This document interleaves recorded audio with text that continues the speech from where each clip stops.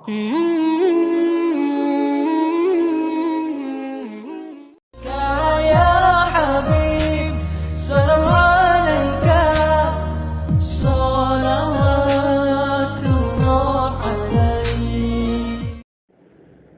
அலைக்கும் வரஹ்மத்துல்லாஹி வபரகாத்துஹு. ரிஸ்க், வாழ்வாதாரத்தை தேடி கேட்கக்கூடிய துஆவாக சில கிதாபுகளிலே பதியப்பட்ட ஒரு துஆவைத்தான் உங்களோடு பகிர்ந்து கொள்கிறேன். அந்த துஆவுடைய அறிவிப்பு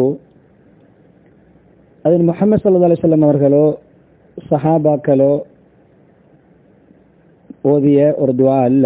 என்றாலும் ஒரு சிறந்த கருத்தாளமிக்க ரிஸ்கை அல்லாஹ்விடம் வேண்டுகின்ற ஒரு அழகான துஆவாக சில இமாம்கள் தங்களுடைய கிதாபுகளிலே பதிவு செய்திருக்கிறார்கள்.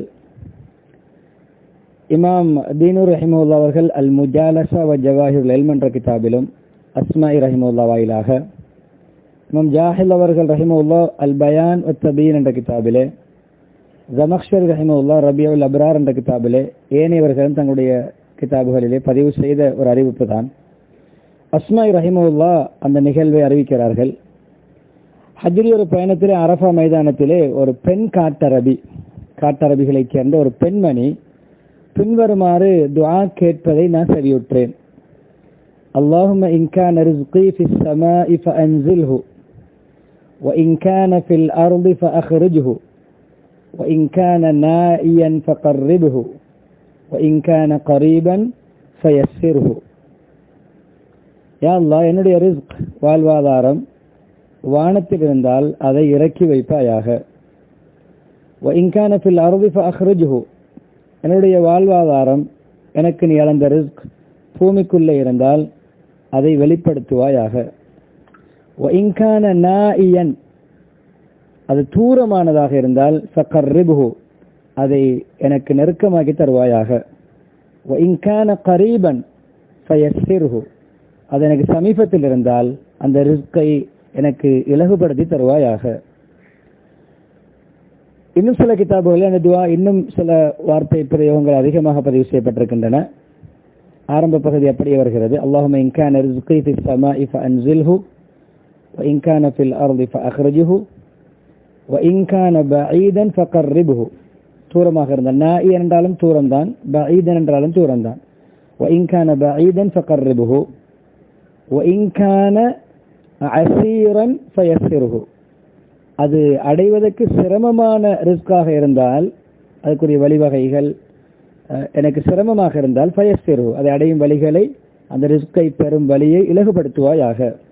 வ இன் கான கலீலன் ஃபகஸ்ஸிர்ஹு, அந்த ரிஸ்க் எனக்கு குறைவாக இருந்தால், வெளிரங்கத்தில் என்னுடைய பார்வையில் அந்த ரிஸ்க் குறைவாக இருந்தால் ஃபகஸ்ஸிர்ஹு, அதை அதிகப்படுத்துவாயாக.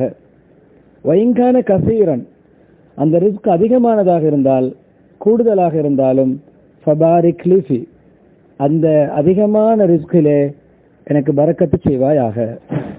அழகான சில இமாம்கள் இந்த துஆவை உண்மையிலே ரிஸ்கை அல்லாஹ்விடம் கேட்பதற்கு ஒரு அழகான துஆ என்று சிலாகித்து பேசியிருக்கிறார்கள்.